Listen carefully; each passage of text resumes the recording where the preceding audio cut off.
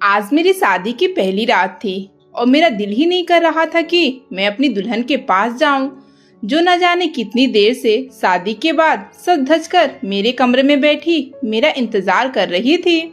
मेरी उम्र 25 साल थी और इस उम्र में हर लड़की की ख्वाहिश होती है कि उसकी शादी हो जाए, और आज मेरी शादी हो चुकी थी।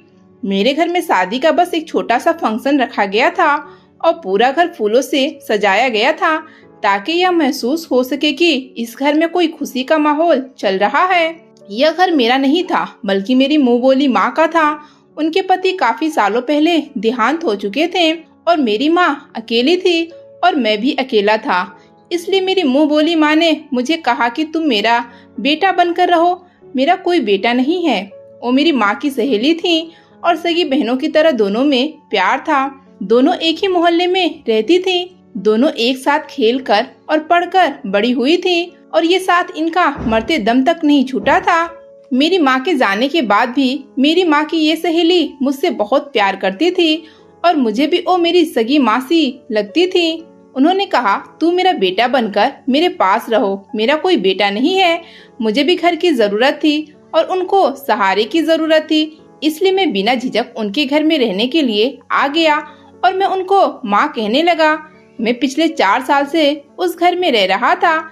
यहाँ पर वह और उनकी छोटी बेटी रहती थी। 4 साल पहले माँ की बेटी की उम्र 12 साल थी और मैं उसे बच्चों की तरह ही समझता था, लेकिन वही 12 साल की बच्ची आज 15 साल की होकर मेरी दुल्हन के रूप में मेरे कमरे में बैठी हुई थी।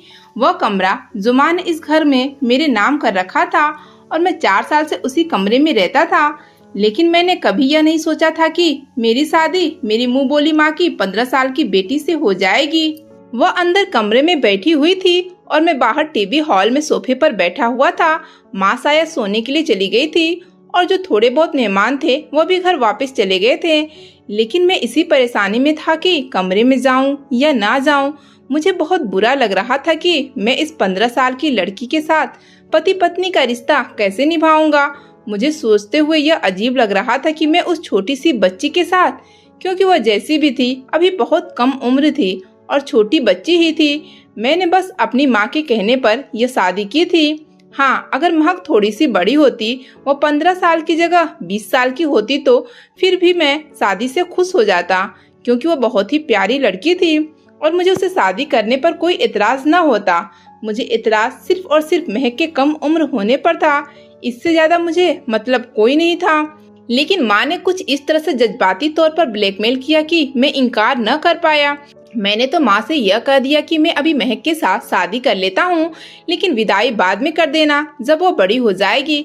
तब तक मैं अपने दोस्त के पास अमेरिका चला जाता हूँ और वहाँ कुछ काम धंधा करूँगा, कुछ सेटल भी हो जाऊंगा।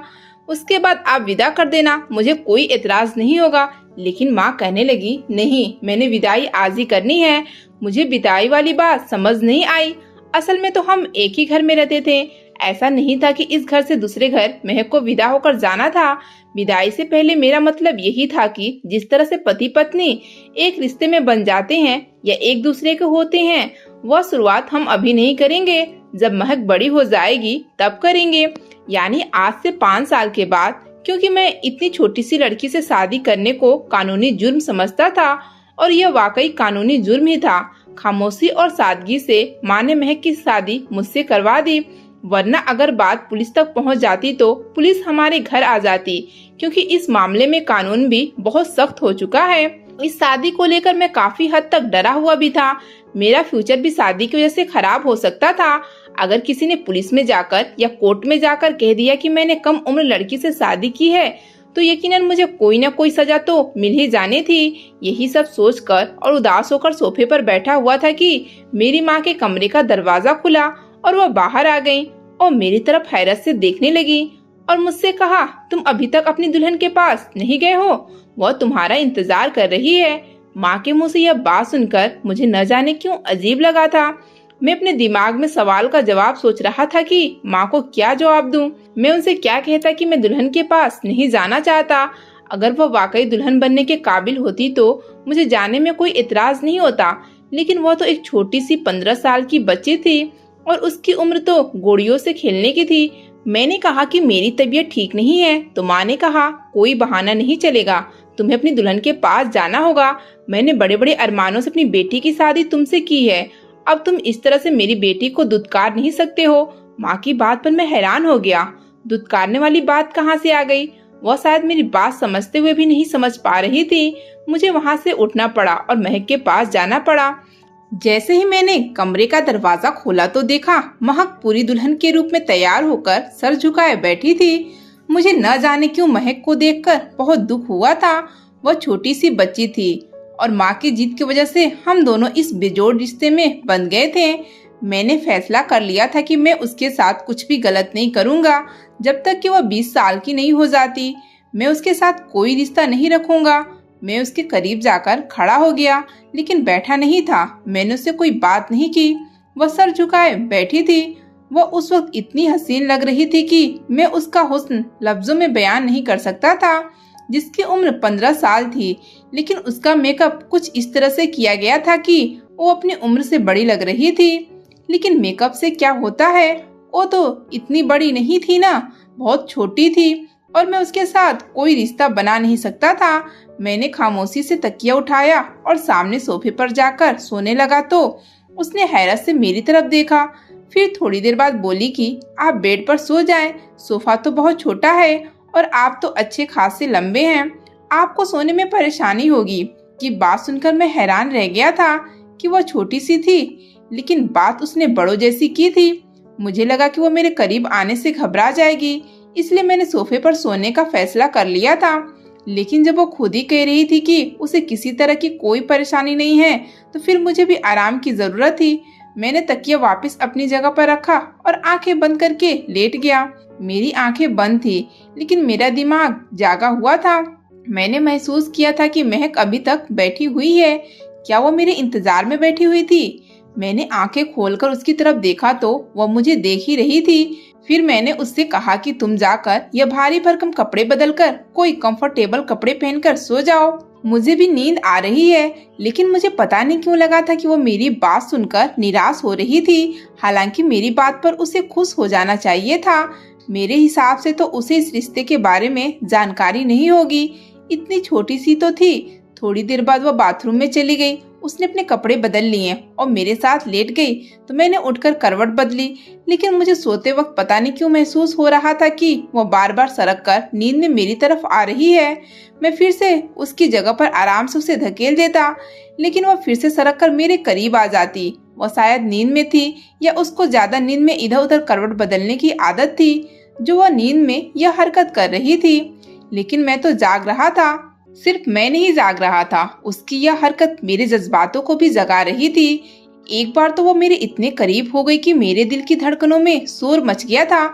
मेरी सांसें तेज हो गई थी। मेरे सामने एक लड़की थी, वो भी मेरी बीवी थी और मैं उस पर पूरा हक रखता था कि इतनी छोटी सी बच्ची के साथ मैं इस तरह का रिश्ता निभाऊं। और यह कानून था कि अगर कल को पुलिस को इस शादी की खबर हो जाती तो वो महक के मेडिकल चेकअप के बाद मुझे कोई न कोई सजा जरूर होनी थी, क्योंकि साबित हो जाता कि मैंने सिर्फ इससे शादी नहीं की बल्कि इसके साथ पति पत्नी वाला रिश्ता भी कायम किया है। मैं यह सब सोच रहा था, इसलिए मैंने बेहतर यही समझा कि मैं इससे दूर ही रहूं। मैंने महक को खुद से अलग किया और दूर होकर करवट बदली।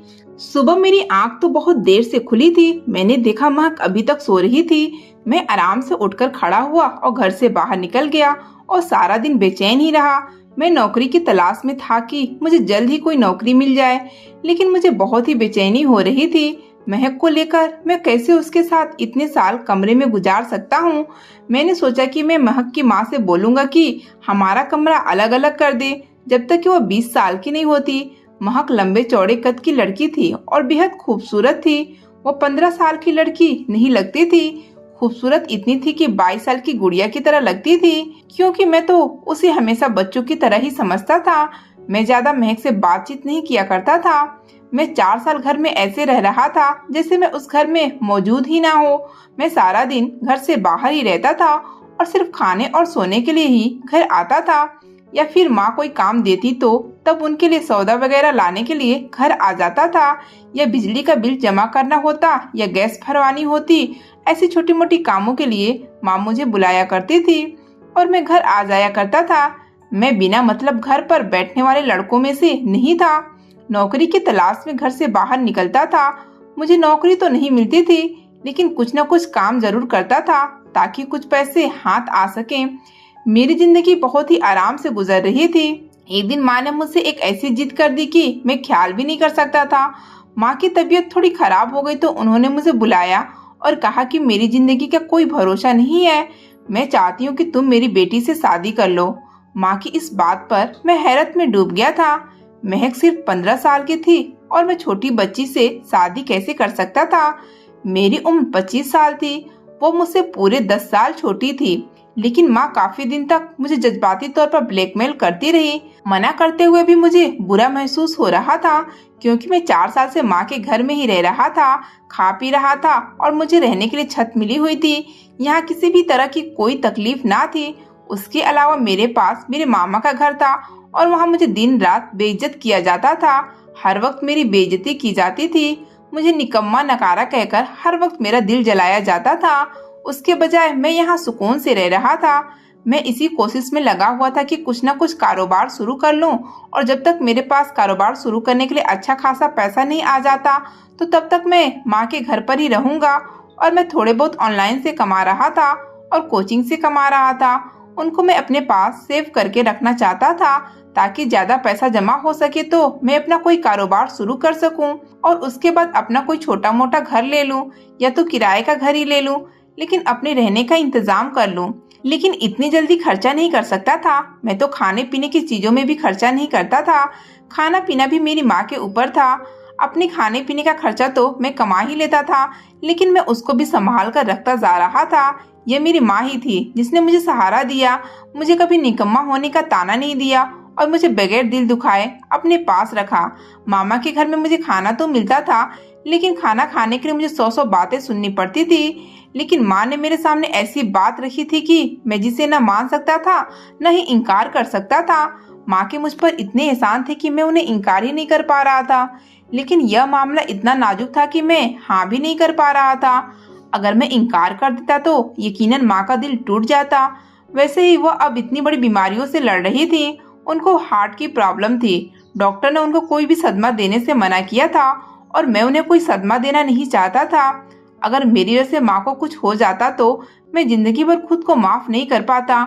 मेरी इस बात से माँ का दिल टूट सकता था और वो मुझे घर से निकाल भी सकती थी, या फिर शायद वो मुझे अपने घर में रख भी ले, लेकिन मैं उनसे नजरें मिलाने के काबिल न रहता।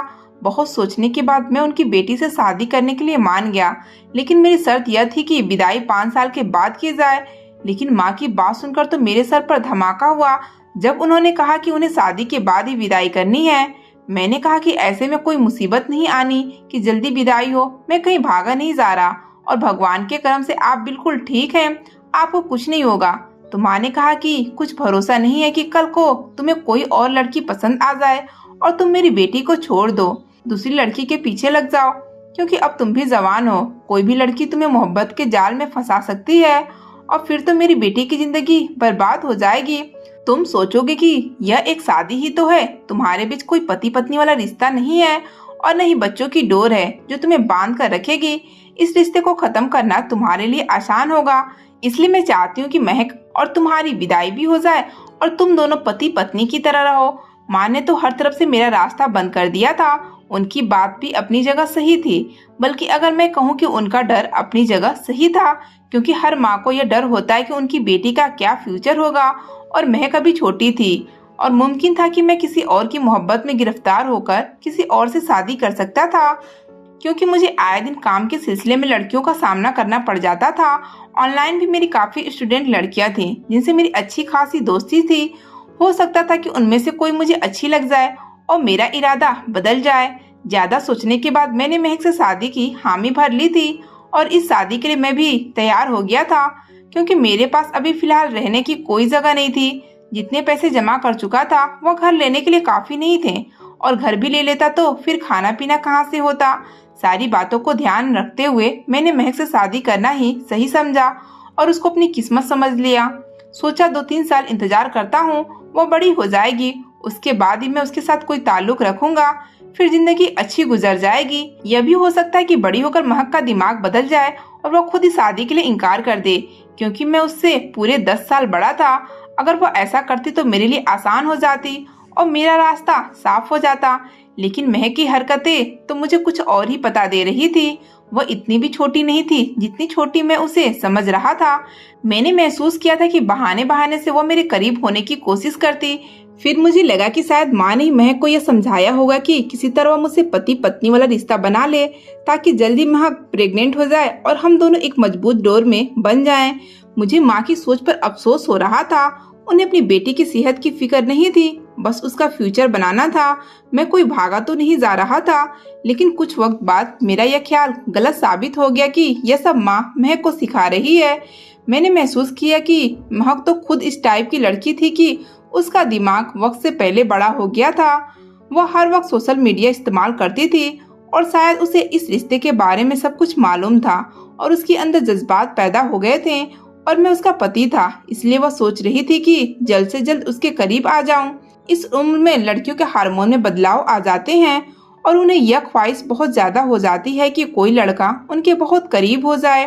कहते हैं इस उम्र में लड़कियों को माँ बाप की केयर की बहुत जरूरत होती है। अगर ऐसे में उनके ऊपर ध्यान न दिया जाए तो वो अपनी राह से भटक जाती हैं। और महक भी इसी उम्र से गुजर रही थी। शायद महक को यह ख्वाहिश थी कि मैं उसके करीब जाऊं और एक रिश्ता कायम करूं, और इसलिए वो बेधड़क मेरे सामने आ जाती थी। रात में हम एक बेड पर ही सोते थे तो मेरे करीब आ जाती थी। अच्छे से तैयार होकर मुझे अपनी तरफ खींचने की कोशिश करती थी। वो अभी सिर्फ 10वीं क्लास में थी। मैं जब उसे स्कूल छोड़ने जाता तो मेरी बाइक पर मुझसे चिपक कर बैठने की कोशिश करती थी। मैं उसे कहता कि मुझसे हटकर बैठा करो तो कुछ देर के लिए पीछे हो जाती, लेकिन फिर दोबारा से मेरे करीब हो जाती। मेरे दिल की धड़कनों में तूफान मचाता था, लेकिन मैं खुद पर कंट्रोल करता था। मुझे उसकी हरकतों पर गुस्सा आने लगा था। कानूनी तौर पर भी मैं कुछ डरा हुआ था, कहीं मैं पकड़ा ना जाऊं।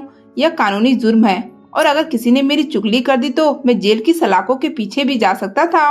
कुछ दिनों से मैंने देखा कि महक की दिमागी हालत दिन पर दिन खराब होती जा रही थी। उसे इस बात की परेशानी थी कि मैं उसके करीब नहीं जा रहा, लेकिन उस दिन मेरी बर्दाश्त की हद खत्म हो गई। उसने खुद ही मेरे बहुत ज्यादा करीब आने की कोशिश की। शायद उसको खुद पर कंट्रोल नहीं रहा था और वो मेरे सीने से लग गई। मेरे जिस्म में जैसे आग लग चुकी थी, लेकिन मुझे महक की यह हरकत बिल्कुल पसंद नहीं आई थी। गुस्से से मेरा बुरा हाल था और इसी गुस्से में मैंने उसे झटक दिया था और वो रोने लगी। बोली, मैं आपकी बीवी हूँ, आप मुझसे दूर क्यों रहते हो? मैंने उसे कहा, पहले अपनी उम्र देखो फिर ऐसी बातें करो। मेरा गुस्सा के मारे बुरा हाल था। मैंने उसको बहुत डांट दिया था और घर छोड़कर चला गया। 2 दिन तक घर से बाहर रहा और अपना मोबाइल भी ऑफ कर दिया और 2 दिन में अपने दोस्त के घर पर रहा। मैं दिमागी तौर पर बहुत ज्यादा परेशान था।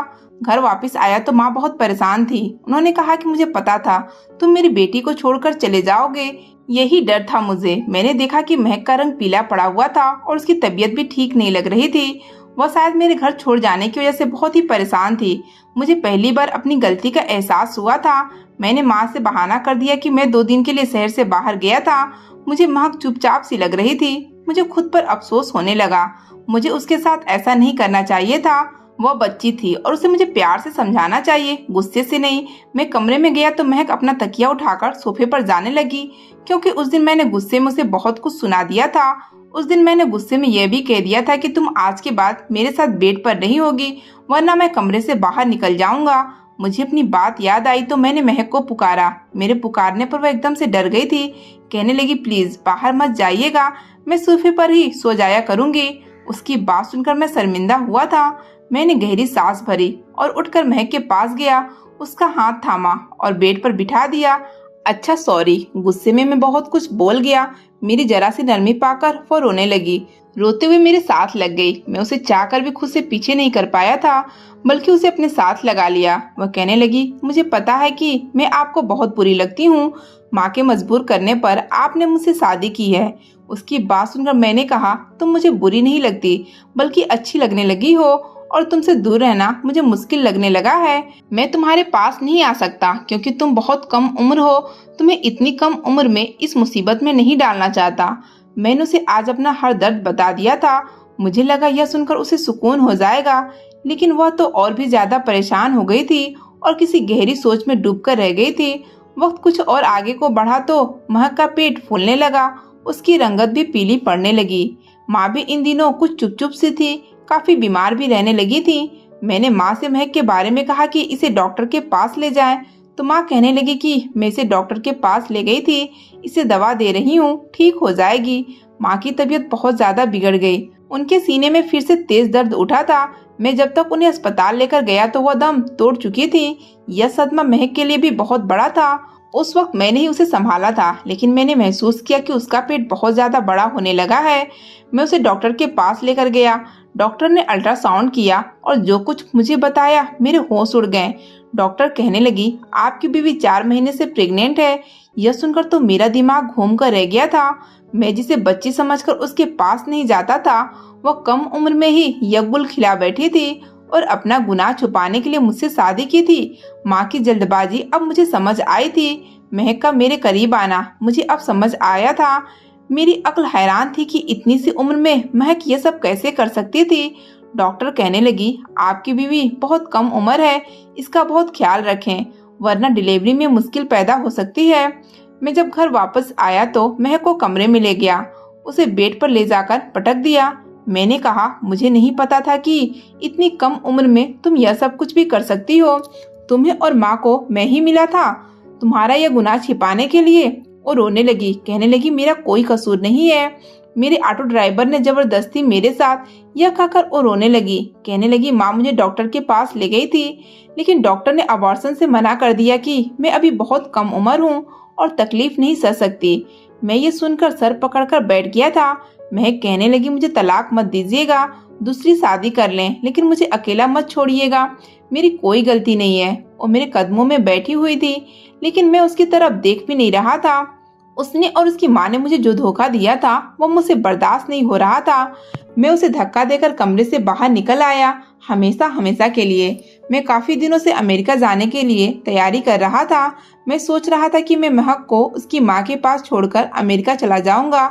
कुछ साल बाद आऊंगा, तब तक महक तकरीबन 20 साल की हो जाएगी और फिर मैं उसके साथ अपनी शादीशुदा जिंदगी की शुरुआत करूंगा। लेकिन आज सच मेरे सामने खुलकर आया था, मुझे हिलाकर रख दिया था। अमेरिका जाने के मेरे सारे पेपर तैयार थे। मैं अगले ही दिन महक को बिना बताए वहां से चला गया। उस वक्त मेरे दिमाग में बिल्कुल नहीं आया था कि वहां पर महक अकेली लड़की है जो कि माँ बनने वाली थी, और अभी तो उसके पास उसकी माँ भी नहीं थी। मैंने बिल्कुल भी नहीं सोचा था। उस समय गुस्से में था और गुस्से में यह फैसला कर लिया था। मैं उसे छोड़कर अमेरिका आ गया और काम की तलाश में लग गया। कुछ महीनों बाद मुझे एक अच्छी जगह नौकरी मिल गई थी और मैं अपनी जिंदगी में बिजी हो गया। मेरे पीछे से महक का क्या हुआ था मुझे कुछ मालूम न था, लेकिन जो कुछ मैंने किया था शायद गलत किया था, और यह एहसास मुझे चैन नहीं लेने देता था। मैं रातों को उठकर बैठ जाता, महक का ख्याल मुझे परेशान करता था, और यूं ही वक्त गुजरता रहा और 2 साल गुजर गए। 2 साल के बाद मैं इंडिया वापस आया था, क्योंकि मेरा 2 साल का कॉन्ट्रैक्ट था वो खत्म हुआ था और मुझे 3 महीने की छुट्टियां हो रही थी। सच कहूँ तो मैं तो सिर्फ महक की खातिर इंडिया आया था, वरना इंडिया में मेरा था ही कौन। मेरा दिल इन 2 सालों में बहुत बेचैन हो रहा था। मेरा 2 साल का एग्रीमेंट था, उसके खत्म होते ही मैं सीधा इंडिया आया था।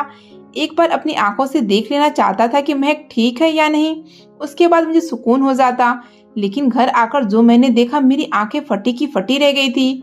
क्या वाकई वो महक थी? वो सोफे पर पड़ी हुई थी, जैसे किसी ने पीला रंग लगा दिया हो। हाथ पांव सूखकर लकड़ी की तरह हो गए थे। मैं तड़पकर उसके पास पहुंचा था। उसने आंखें खोलकर मुश्किल से मुझे देखा था। मुझे देखकर शायद उसे यकीन नहीं आया था। उसने मुझे छूकर महसूस किया। मैंने कहा, महक, और फिर उसकी आंखों से आंसू बहने लगे। वो रोने लगी और बोली, तुम्हारे जाने के बाद मैं बहुत तकलीफ में थी। पता नहीं भगवान ने मुझे अभी तक जिंदा क्यों रखा है, वरना शायद मैं उसी दिन मर जाती जब मैंने मरे हुए बच्चे को जन्म दिया था। वो तकलीफ याद करती हूँ तो अभी भी सहम जाती हूँ। उस वक्त मुझे तसल्ली देने वाला कोई भी अपना नहीं था।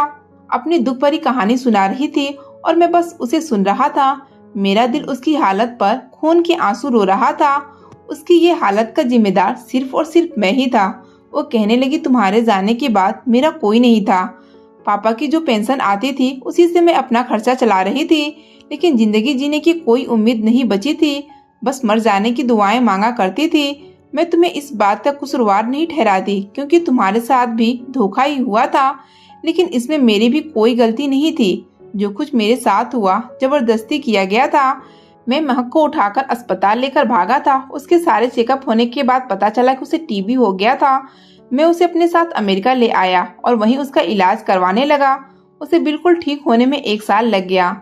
मैंने उससे हाथ जोड़कर माफ़ी मांगी। मैंने कहा, मुझे माफ़ कर दो। जो कुछ मैंने गुस्से में कदम उठाया था, मुझे ऐसा नहीं करना चाहिए था। महक का दिल वाकई बहुत बड़ा था। उसने मुझे माफ़ कर दिया। उस दिन मैंने महक को सच्चे दिल से अपनी बाहों में भरा था। हमने अपनी ज़िंदगी की नई शुरुआत की थी। तो दोस्तों, आज की कहानी कैसी लगी? कहानी पसंद आई तो वीडियो को लाइक करें। चैनल पर नए हैं तो चैनल को सब्सक्राइब करें।